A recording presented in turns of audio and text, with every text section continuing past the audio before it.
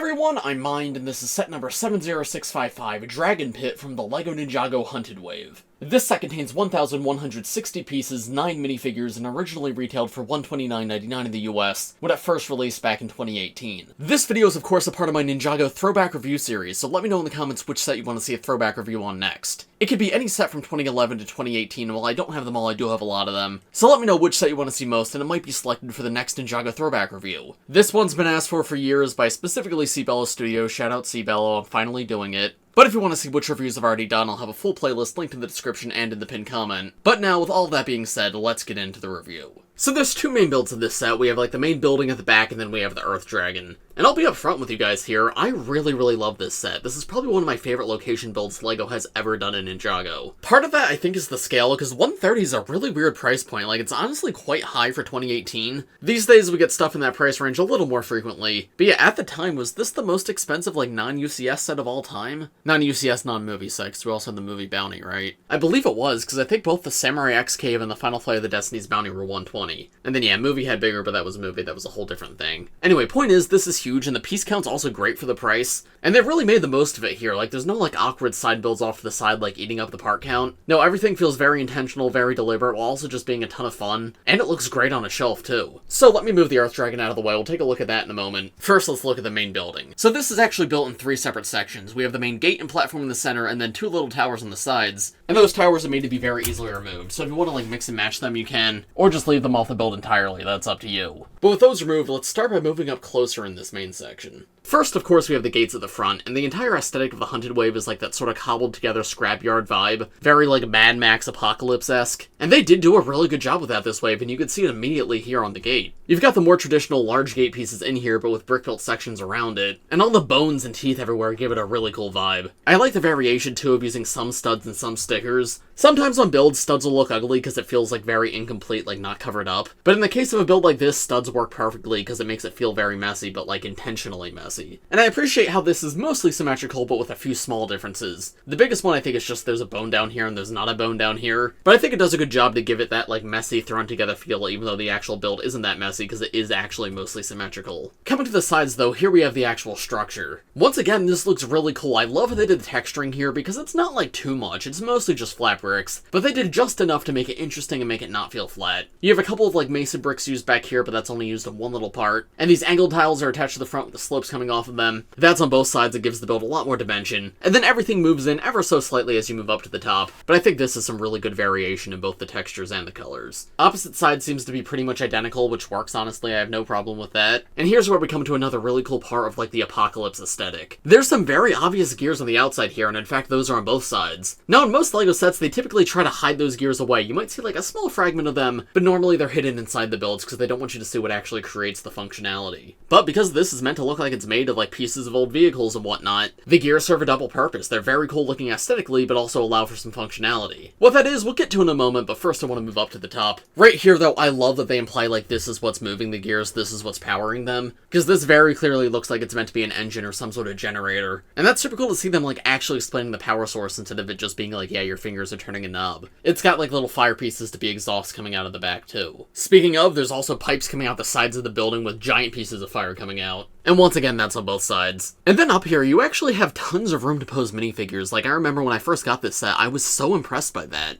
Because often location builds will try to jam-pack in like as many details as possible, and I think it's important to strike a balance there. Because you don't want it to be too detailed, otherwise there's no room for minifigures, but then if it's not detailed enough, it also looks boring. But again, I think this set really does it perfectly. Like, there's so much room here, you could probably fit like 5 or 6 minifigures in here if you really wanted to. Personally, for my own collection, I display Teen Wu and Cole up here. Because yeah, this is also the Dragon Pit, this is where people can watch the fights happening in the pit. So this just makes for like great stands for spectators. The other side obviously had the generator, so it's not as open, but there's still a good bit of room around it. On this side though, yeah, it's pretty open. You have a fire extinguisher for, I assume, all the fire out here, a little weapon rack in the back to swap out some accessories, as well as this little bin. But then in the center we have Iron Baron's throne, which is a giant dragon head. This just genuinely looks sick. I like the variation in the different types of teeth pieces to make it feel a little more realistic. Using a skeleton torso as the back of the seat's really creative too. But my favorite part of like this structure has gotta be the way the top jaw is actually held open. Because it's not like it's built on an angle or like it's got a joint locking it in place. No, they actually got really creative. You can see there's these long bone pieces hanging down, and they just sort of rest in these gray pieces that stick out to the side. That's enough, though, to keep that jaw popped open, like it's not going to fall down. So it allows this entire mechanism to get very thin in a few places because it doesn't need to hold like a Technic joint or something, and also those long bone pieces make for very cool looking cheekbones. So yeah, genuinely this is perfect. I love a lot of this set, but this might be my favorite part of the build. I don't know though, again, there is a lot of things I like here. And then finally, for the exterior of this section, we have the roof at the very top. This looks good. It's nothing too complex in terms of the actual roof design. It might have been one of the first roofs to do things like this, but we've seen the same technique done many times. But yeah, just because it's not super unique does not make it bad by any means. It's an effective technique, I see why lots of sets do it, and it does look great here. At the very top though, I do like what's going on. We have these flag pieces hanging off these flagpoles. Those are exclusive cloth parts for this set, and I like that the flagpoles are also made out of bone. And then there's like a giant bone arch topping everything off, as well as this printed disc piece. And that's got a really cool logo for the dragon hunters on it, with like this dragon whose tail is the orange chain that they use to capture the dragons. That looks awesome. I don't remember if that's in any other of the sets this wave. I want to say no, but I haven't looked at them in a while, so maybe. At the very least though, it's the perfect way to top off this building and looks super cool. And then finally for this build, we can turn this around and move back down, and we come to the interior behind the gate. In terms of the actual ground, it's pretty much just completely flat with studs. And once again, I absolutely adore that. I think that's amazing for display, just being able to pose tons of minifigures right here. In the show, Jay, Kai, Zane, and Chew Toy are like all in this section at the same time. And it's like a big open area in the show, so I love that the set like actually represents that. So that's how I display this set. I put those 4 minifigures in here, and they don't feel cramped at all. It feels like an accurate representation of the show. And that's so nice to see, because yeah, normally stuff's downscaled. It's really nice to see something so accurate. And this big open area also serves a double purpose. If you really wanted to, you could probably put a dragon in here. The Earth Dragon in this set might be a little bit of a tight fit, but yeah, you could definitely jam him in there if you really wanted to. And I think that's neat. It could be a place for the human fighters or for the dragon fighters. Either way, it's very effective. There's more gears inside here, which once again, both look cool and also serve a purpose. So now let me properly show you that functionality. There's the knobs on the outside that I mentioned. There is one on each side. And you can move them both individually and they're going to do the same thing. However, it's actually probably best to move them both at once. But yeah, if you grab them and you turn them, that'll actually open up the gate at the front, revealing whoever's inside. And then when you're ready, you can close it back up. And you can see, yeah, I can turn just one if I want, but it's easiest to do when you do both. Really great play feature though, and incredibly smooth. From my experience, if you're too rough with it, the doors do fall off sometimes, so that's something to be aware of, but they're also very easy to fix, so it's not the end of the world. I genuinely love this so much though. Fantastic build. And we're actually not done yet. We're far from done yet. We still have the 2 sections on the side, and then the dragon, and then the minifigures. So let's move on to this one next. This one's very simple. It's a little jail cell for the people that the dragon hunters have captured, but once again, I do really like it. There's 2 little sections on each side which can also be removed just to lead to more customization, so this little like angled part right here can come off. So that way, if you want to, you could put this flat against the main part of the build, but I think the angle does look a little bit better. And then on the other side, there's like a tiny little platform with some bones coming out, and that is also very easy to be removed. That exposes some more technicals, so that way, once again, you have more customization options. You can put this on the other side of the main building or connect it to the 3rd building. It's a small thing, but leads to more customizability. That's something I appreciate. Anyway, yeah, I quite like the look of everything here. They use like the more traditional classic LEGO jail bars on each side, but then at the front, there's another one of those gate pieces upside down to be like the main door leading in, and that gives the entire section a very unique shape. Above all that, though, we actually have a second jail cell, with some of the bars being used sideways on the sides, and those can hinge a little bit to give you like access inside to place minifigures in, and that's once again on both sides as well. I really love how open this entire build seems. Like, the minifigures in there, they're definitely trapped, but they don't feel like fully enclosed either, like you could see them from the outside. That matches the vibe of the dragon hunters well, and also just makes for some very fun play. But then there's also a play feature with all this too. If I turn this around, you can see there's 2 more gears at the back, and once again a knob you can turn to move them. When you turn that, a couple things are supposed to happen. Now, this set is a couple years old, and I've just had it sitting on my shelf not moving, so I feel like a lot of the parts have gotten sort of stuck in place over the years. So the secondary part of the play feature doesn't work as well as it's supposed to, but it still does work in theory. So let me show you that quickly. So yeah, if I turn this, the main door at the front will actually hinge open to like free whoever's inside. The other thing that's supposed to happen is the floor of the upper level is actually a classic LEGO trapdoor piece. And there's a yellow Technic part on the inside, and that's what actually holds that up. So theoretically, when you turn that, that trapdoor is supposed to also open, and anyone who's sitting in the top should drop to the bottom. I do remember that working when I got this set. It just does not work consistently anymore. However, the inverse still works, of course. If I want to lock everything back up, I just turn the knob the opposite way, trapdoor goes back up, this door closes up, and now everything's reset. But I really like the whole 2-in-1 play feature there, and the idea of a minifigure dropping from the top jail cell to the bottom is a lot of fun. Finally, the last of the 3 buildings is like this big tall watchtower that goes on the right. Once again, there's 2 removable sections on the side. There's like this little bit with the bones which comes off this side, and the little angled parts on the other side. So once again, just like the previous one, this could be mixed and matched with the other parts of the build. You can put this on the left side of the main building if you wanted to, or put it right up against the jail cell. On the front of this building, there's a lot of front-facing studs, which is kind of interesting, because that's not something we see from LEGO too often. But I do think this works with what they're going for in this set. We've got some really cool stickered parts here. These look to be like little sand engravings of some dragons, like on the side of the building. This, I assume, is meant to be Stormbringer, because that's one of the sets in this wave. And you can see like all the little lightning marks around it too, and then this is maybe supposed to be Firstborn, because it's somewhat flame-esque, and I know she's not a fire dragon in the show, but she absolutely is a fire dragon in the set. So I think that's probably what they're going for there, but regardless, it's a lightning dragon and a fire dragon. It makes sense for the dragon hunters to have something like this like in their base, and it looks super cool. Also, love all the dead bushes around this set. There's been a few of them, I don't know if I pointed them out, but they add some nice life to the build. Above all of this, we have like the actual watchtower section. They used those jail bar pieces once again, though more as armor this time. The main building used that too. And there's stickered parts showing dragon scratch marks to show that yes, dragons have attacked this base. However, that's actually only on two sides of the building. This side right here is completely open, and the one in the back has like this wooden support to hold up the roof. I assume this side's open to make it easier to get in there and put minifigures, which makes sense, and I do appreciate that. And just like many parts of the set, there's actually a good amount of room in there. You could fit quite a few minifigures if you really wanted to. So if you have like all the dragon hunters from all the different sets, you could easily populate this with tons of different characters to really make this like set feel alive. Once again, for my personal display, I definitely display I think 2 or 3 minifigures up here. I think it's just really cool to do. The roof directly above that's very similar to the roof on the main building. Obviously everything's a little bit smaller, but they still have like those teeth as little spikes coming out the center. But then at the very top, we have this super cool looking turret. Now this is able to be spun around a full 360 degrees, and there's a few studs right here to pose a minifigure if you actually want to have them operating the turret. But you can see the projectiles here are flick missiles, but there's 2 of them together. Now if you wanted to, you could just push these or flick these like flick missiles typically do, but there is actually a launching mechanism here as well. Once again, there's 2 more knobs in the build that you can turn, and if you hit that with enough force, you can actually launch these out. So let's try that.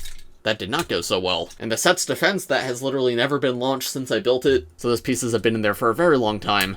Maybe I should move the chain to the front too, that might be better. Let's give that another shot. There we go, that was much better.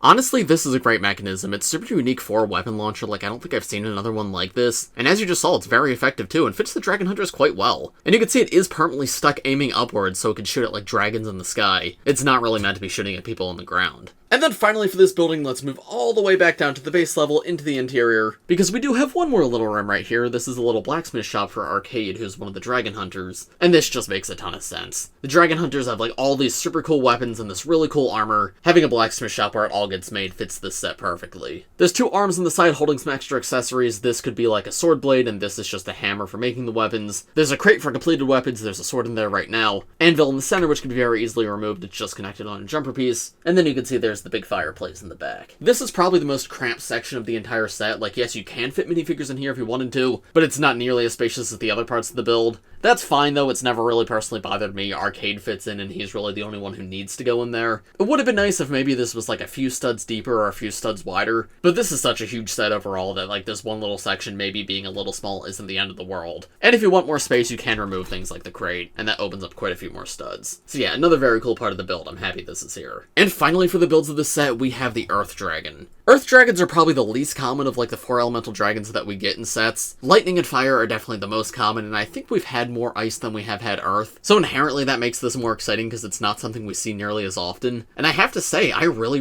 like how this one's done. This might be my favorite earth dragon ever. And we'll start here at the head. So quick history lesson with Ninjago dragon heads, there's essentially been 4 different styles over the years. There was the original rubber heads from 2011, which was used in 2011, 2012, and 2013. Then starting in 2014, they used brick-built heads, which they also used in 2015, 2016, and 2017. In 2018 and 2019, they did what this guy does, where it's a brick-built head but with printed eyes. 2020, like, weirdly went back to the 2015 style. And then from 2021 onwards, we've had the plastic molded heads, which I think are personally my favorites overall, and this style's probably my second favorite of all of those. But yeah, the shaping of the head here is really cool. I love this rocky look they captured. My favorite part is probably, like, this nose at the very front. They use these pieces, which we often see, like, used for fur or snow or something, but the way they've got them back to back creates this really nice point. And honestly, it's a very impressive shape to see on a build, with the anti-studs being, like, right next to each other. It's been a while since I built this, so I don't remember how they did that, but it's really cool, genuinely. It actually probably connects through the mouth, right? Yeah, that's how they do it. Still super cool. The eyes are very striking as well. I love the vibrant yellow with the little cracks around it. And I think it's really cool how this dragon's blind in one eye. You can see it scratched out and the pupil's white. That gives him a lot of personality. Swords as a part of the dragon's face are super cool too. That's the kind of thing I absolutely adored as a kid, and and I still love whenever I see it today. Using minifigure accessories as detailing on creatures always looks so cool, and this is a great example of that. The head does connect on a mini ball joint, so you have a nice bit of movement here, and then the bottom jaw can also hinge open to give a little more personality. I will say one of the weaker parts of this is the mouth feels a little bit flat, because yes, you do have the big teeth at the front, but that's pretty much it. It makes him feel like very gummy overall, not nearly as many teeth as a dragon should have, though I do like the grill pieces on the upper jaw to be like the top teeth. Coming to the dragon's body too, I absolutely love this. They captured the look of an earth dragon perfectly. I love how like rocky everything truly is. Tons of these little spikes, very jagged, and the color scheme's great too. Mostly leading into the gray and the dark bluish gray, but with a little bit of sand green. Sand green is neat because it's a color we've seen Cole sometimes use, especially in like early Ninjago, but typically if he's going for another color, he leans more into like brown or orange, so it makes this dragon feel extra distinct and special. Coming to the wings, I'm realizing I'm missing a part. There should be a wing right here, and it's not there. Let me go try to find that real quick. I apologize, I've not had that this entire review. Hasn't affected too much. But yeah, I just double checked the official pictures because I was like, I feel like something should be there, and yes, something should be there, and it is just not there.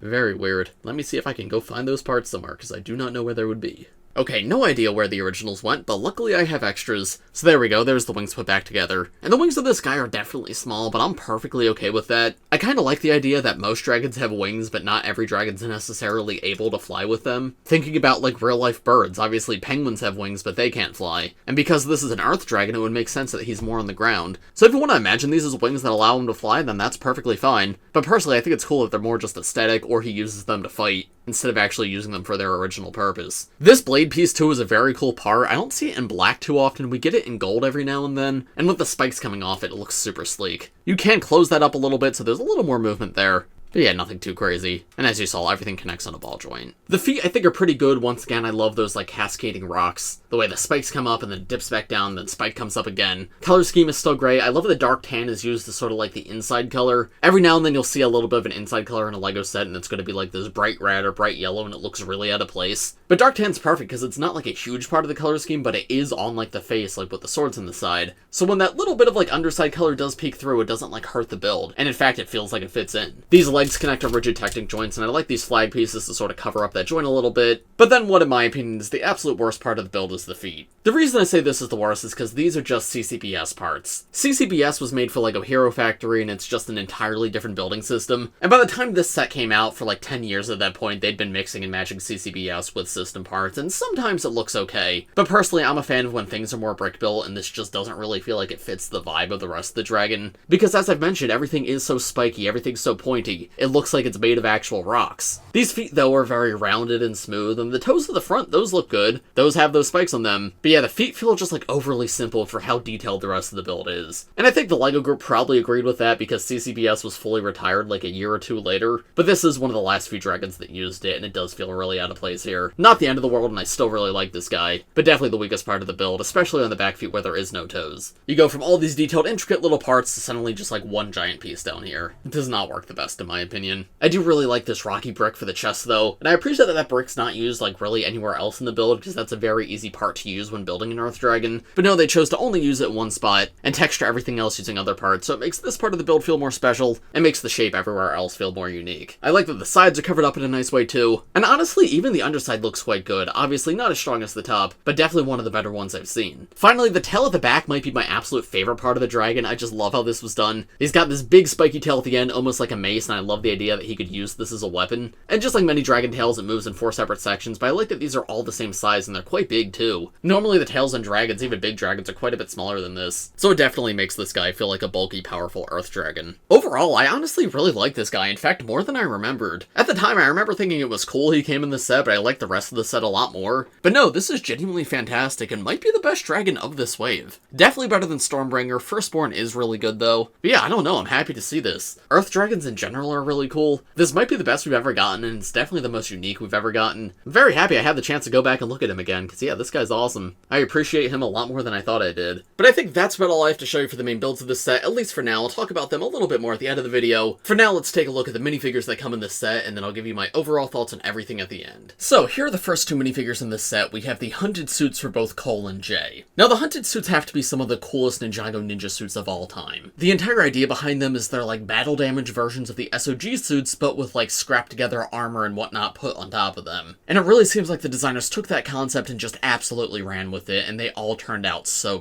cool. Starting with Cole, he actually doesn't really add too much armor. In fact, I don't know if he adds any at all. He mostly is just battle damaged SOG suit. And in terms of the actual design, I think this looks great. The sleeveless look is always very cool. The top part of his torso has been torn so you can see a little bit of his chest, and there's like little frayed bits of different parts of his armor. The original SOG suits in general are some of my favorite suits of all time because they're just so detailed, like with all these little intricate dots to add texture, so they took an already great suit and made it even cooler. And yeah, Cole here is a prime example of that. He's still got that symbol around the back that they all have, and here you can see more of that torn cloth around the back. But there is one really big issue with this minifigure, and that is the printing quality on the torso. Now, this is an issue that LEGO still has 6 years later, but this was one of the first waves where it like really became apparent. The yellow on Cole's chest is incredibly discolored here, and that's so disappointing to see. It's supposed to match the same yellow as his face and his arms, but that's just not the case. The black below it bleeds through, and it just comes off looking a little bit blue, and honestly almost ruins this minifigure for me. Like, this does not look good. So graphic designers did a fantastic job. This is everything I could want. In the show, this guy looks fantastic too, but the actual minifigure is held back a lot by that, and because of that, he is probably my least favorite of the Hunted suits. If that wasn't an issue, I'd like him a lot more, but this is like a very significant part of his design. It's not like a small thing you can overlook, so I'm very disappointed by that. A shame there's no like good version of this figure out there. All the Ninja used the SOG mask though, with the black bottom half, though that doesn't make a difference for Cole. And my take on the SOG or movie masks has pretty much been the same since 2017. Visually, I think this is probably one of the best looking Ninja masks we've ever gotten. I love the fact that it's all on the head, like nothing hangs down.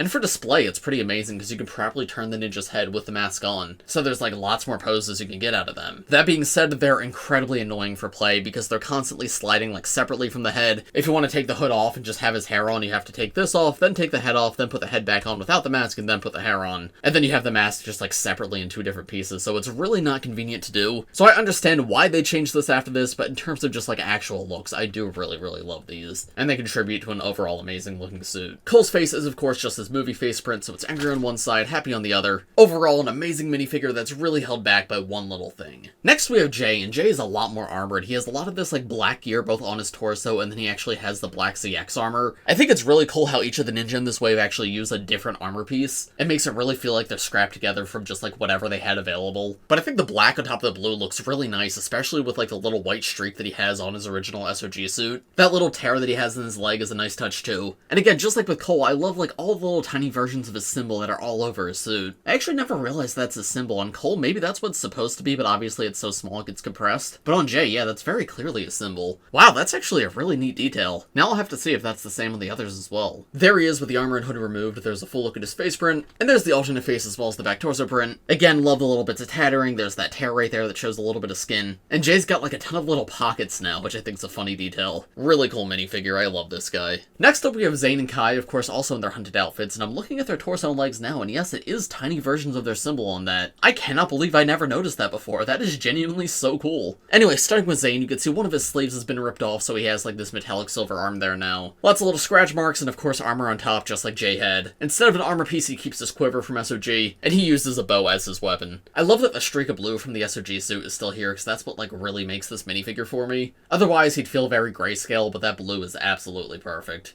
The one broken knee pad's a really cool touch, too. Taking the quiver off, let's take a look at the back torso print. There it is, there's just that, like, big metallic strap I assume to hold on to the quiver. But again, more like scuff marks, beat up parts of the outfit, and there's a full look at his face print from the front as well. I think Zane's good, probably not the strongest of the wave. In terms of actual design, he might be my least favorite, but in terms of minifigure, I do like him better than Cole. But even still, as I said, I love this entire minifigure line, so even though he's my least favorite, it's still a really great one. I just feel like using metallic silver for the straps and the armor doesn't make it as drastic of a change for him. And finally, for the original Ninja, we have Kai, and Kai is probably the best of the Hunted suits in my opinion. Specifically of the first realm Hunted suits, I'm not counting Lloyd and Nia in that. But what they did with him is just so cool. Number one, I love all of the new colors introduced. On one side of his outfit, he's got like this chainmail armor, which I think looks amazing. There's so much detail there. And it does really capture that whole idea of like ninja suit made from scraps. because that really wouldn't fit in on like a normal looking ninja suit, so it makes this guy stand out in the best way possible. But then he also uses brown as like this giant strap that goes around his body, and that looks really good as well. And then he is also sleeveless on just one arm, and I think yellow and red inherently is a very cool color combination. Obviously Kai's always yellow in the face at the very least, but whenever we do get sleeveless outfits, I do feel like the yellow contributes to the overall color scheme. And even though it's only one arm, that's definitely the case on this minifigure as well. Beyond all that too, SOG Kai is my favorite of the SOG suits, so taking that as the base and expanding upon it, yeah, it makes this guy look amazing. Now his armor piece is the Skybound armor but in metallic silver, and that's a little bit weird because he didn't have that in the show. The correct color of armor for him should be gunmetal gray, and he does come with that in other sets, but for some reason it's silver in this set. That's a little weird, it's not the end of the world, it's very easy to replace. And honestly, getting the silver armor again is kinda cool, because that only came in 1 or 2 Day of the Departed sets, right? Zane definitely had it in the Ultrasonic Raider, though I don't remember if he had it in his smaller set. He might not have. So this is a rarer color for the part, so that's kinda cool to get that again. But yeah, gunmetal gray is the correct color there, so it's a bit weird that was left out. Not sure why there is that inconsistency. There's how he looks with the armor and hood off, though, and there's a look at the back torso print. You can see that chainmail armor continues a little bit around the back, but there's more tear in that sleeve, and yeah, that brown strap continues all the way around. Really good minifigure overall, probably up there in like my top 20 Ninjago minifigures of all time. Not like my favorite of favorites, but definitely high on the list. Like, this guy is really, really great. Now moving to the Dragon Hunters, here are the first two in this set. We have Heavy Metal and we have Chew Toy. I'm gonna start by talking about Heavy Metal's accessory because it's just really cool. She's got like this big giant grappling hook to take down dragons. It's got like a classic LEGO claw piece at the front, but then uses this like big trans-orange chain, and that's meant to be very easily removed so you can sort of like launch this outward. There's no actual play feature with that or anything, it's all in your imagination. You do have to take it off manually and move it, but it looks awesome and it's a lot of fun. Very happy that was included with her. But then Heavy Metal herself does have a super sick design. First off, this armor piece is spectacular. It's black dual molded with metallic silver, and I love the way like the mask actually covers her face. With the straw hat too at the top, she's like only barely peeking through, but it adds to the whole mystery around her character. The overall Dragon Hunter aesthetic's really cool too, because again, they're meant to look messy, sort of like Apocalypse vibes, just like the ninja in this wave are, and the designers once again did amazing with that. She's got like this olive green cloak that hangs down and it goes all the way into her legs a little bit. There's some of those orange chains hanging off her belt, some chipped orange paint in her torso, and I love all the teeth like running up and down it. Matches the aesthetic of the builds really well. And then if I turn this minifigure around to the back, you can see she actually has a place to store an accessory, namely a knife. That just slides in real nicely right there. Taking her torso piece off, there's a full look at her torso print and her face print. Face print, once again, really cool. She's got more of that olive green cloth that covers up one of her eyes, and she's got like this digital eye right there too. And if we turn her around, there's no alternate face, but there is a back head print, showing an orange scar on the back of her head and like where that cloth ties around. She's got another orange chain on the back of the torso here and a little more metallic printing. The Dragon Hunters in general have really cool designs, and she might be one of my favorite ones. And then Chew Toy, surprisingly, is another really amazing minifigure. In terms of accessories, he's got a piece of meat as well as this giant shield, but I like how he uses the Ninjago samurai helmet, but without full horns. He just has one horn sticking off to the side, almost as if the other one's been broken off. His face too is incredibly silly. I like the sideburns that he has, and if you've seen the show, this does capture his personality really well. Like, that definitely matches. No alternate face, unfortunately, but this is a character who really doesn't need one that bad. But then one of the coolest details is this armor piece, because that's like a classic LEGO Castle armor piece. I remember getting that in sets when I was a kid in like 2008, but it's got this all new printing on it with like this really messy orange paint and like these giant scratch marks through it. And I guess at the bottom it's like a little bit dirty, and that's like what all this black is. But I love how just like real this feels. Like, this feels like it's been battle damaged, it's been really used. It fits this minifigure so perfectly. And then taking that off, he actually has the same torso and legs as Heavy Metal, which is a little disappointing to see. It would have been nice if they were unique, but it's also not the end of the world, and they look so different because he does have that armor on and she has different armor on, so I don't mind it so much. So yet another minifigure that I really like. They were really going all out with these designs. Here are the next two Dragon Hunters in this set. We have Arkade and we have Iron Baron, the leader of the Dragon Hunters. Arkade's concept is very, very silly. He's got this welder's mask on, which is an incredible piece, and I love the orange paint of like dragon scratches. In general though, that part's not like super common, so it was great to get it in a Ninjago set. However, my favorite part about this guy has to be his torso, because he has armor that's made out of a slot machine. So you can see it's like still able to spit. It's got a question mark, a claw, and a throwing star on it. And that's just such a silly concept that I love so much. Beyond that though, he does have the same aesthetic that the rest have. He's got like that olive green cloak on, and his leg piece is actually the same as the previous three that we looked at, though he does have a different face print. This, I believe, is just used for generic Dragon Hunters as well, so it's not like exclusive to him, but he's not really meant to show his face, so I think that's perfectly fine. He has a clip around the back to hold a second accessory, namely a chainsaw, and there's a full look at his back torso print with that removed. It looks good, but nothing like too interesting happening there. I definitely honestly still really like this one. He's incredibly creative. And then finally, we have Iron Baron, the leader of the Dragon Hunters, the big man himself. And this guy's super ridiculous in the best way possible. First off, his accessory, he's got like this giant staff with horns on it. There's this logo, which looks to be like a viewfinder looking at a dragon. That's pretty cool. But then removing that, you can see his other accessories like this claw hand, and that looks really neat. He's got this big, ridiculous top hat on, which maybe feels a little cartoony for him, but he is also a quite cartoony villain, so I think it works. And his armor piece is actually the same as Heavy Metal's, though swapped around, so now he gets to have the knife at the front. And I always thought that was super cool. Taking his armor off, he actually does have a different torso print than Heavy Metal has, however, it's still not exclusive to him. Some of the lower tier Dragon Hunters also use it, which is a little disappointing to see. He's the main villain of the wave. I feel like he should have had an exclusive torso, but again, it is mostly covered up by the armor, so it's not the end of the world. The bigger deal, though, in my opinion, is the lack of any leg printing.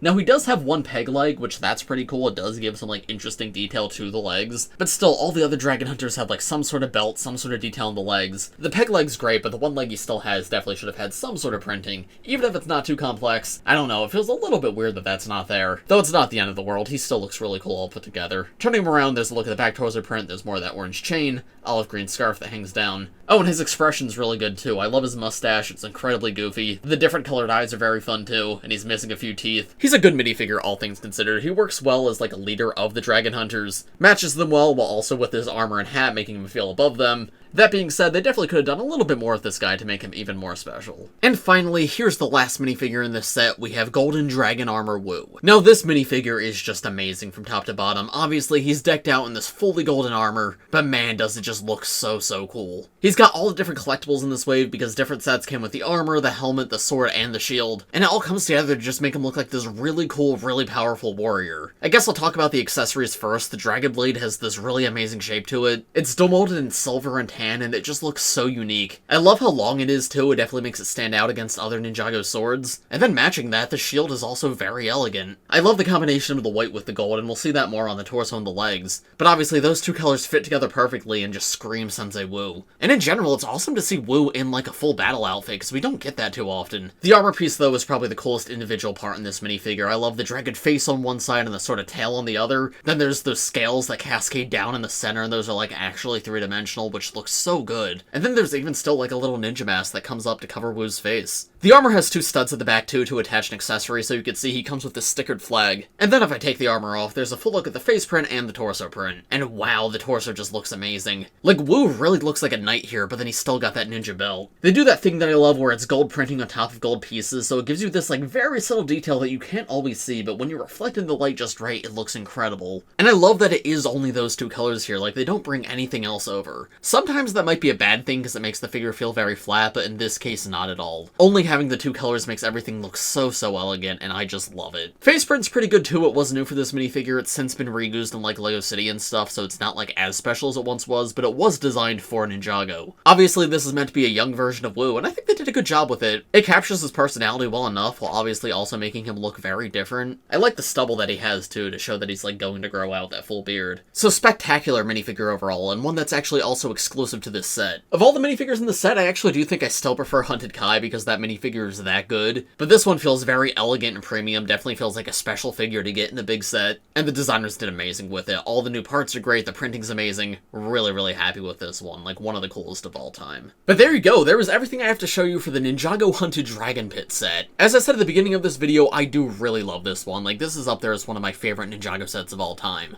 I just feel like it has it all. Number one, it's big, but I feel like it makes the most of that size. Sometimes we get a big LEGO set and it either feels like not enough for the price that they're charging, or it feels like it's just been stuffed full of things that don't matter that people don't actually care about to artificially inflate that price. That's not the case with this set at all though. It's big, but it justifies everything perfectly. I love how much room there is to display minifigures. The buildings feel so full of life. It's a good representation of like what happens in the show too, which obviously is also great. Incredible minifigure selection, you get all four of the ninja that you need for like these scenes from the show. A good selection of villains too, including the most important ones being Heavy Metal and Iron Baron. And of course Golden Wu's exclusive here, and we just talked about how that's a spectacular minifigure. And then the Earth Dragon too, yeah, that didn't need to be here, but I also really like that. And it all comes together just to be a great all-in-one LEGO Hunted set. Like, if you just get this set, in terms of the First Realm stuff, you basically don't need anything else from the wave. There's other good sets, don't get me wrong, but you're not really missing any super important minifigures or super important characters. You have one dragon, you have a big villain base. The more I think about this set, the more I love it. And despite being very expensive, it does a good job to justify that price. I bought it in 2018 for full price, I'm pretty sure on day one, and I have not regretted it since. Amazing set, probably one of my favorites in my collection. But of course, those are just my thoughts. Let me know what you guys think of this set in the comments below. If you enjoyed this video, make sure to leave a like on it and subscribe to my channel if you're new. And as I mentioned earlier in this video, let me know in the comments which set you want to see a throwback review on next. And if you want to see which other ones I've already done, go check out the playlist in the pinned comment or in the description. I've got like 50 of these videos at this point, so if you enjoyed this video and you want to see more, there's lots more up right now.